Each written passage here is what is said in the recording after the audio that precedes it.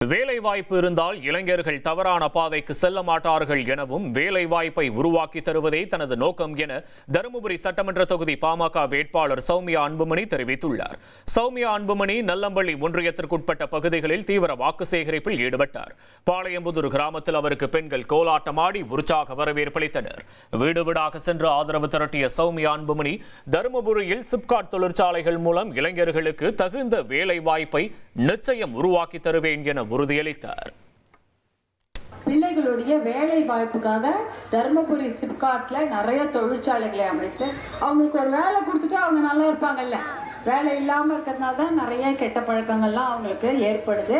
அதையெல்லாம் போக்க வேண்டும் என்றால் நல்ல வேலை வாய்ப்பை உருவாக்கி அவங்கள வேலைக்கு உட்கார வச்சுட்டா படித்த இளைஞர்களும் சரி இளம் பெண்களும் சரி அவங்க நல்லா கௌரவமாக வாழ்வாங்க. அதே சமயம் இந்த போதை பழக்கம் மது பழக்கத்தை ஒழிச்சிட்டாலே மகளிர் அவங்க நிம்மதியா இருப்பாங்களா இல்லையா? இனி செல்லும் இடமெல்லாம் செய்தி. தந்தை டிவியின் வாட்ஸ்அப் சேனலை ஃபாலோ பண்ணினா செல்ல இருக்கும் இடமெல்லாம் செய்தி.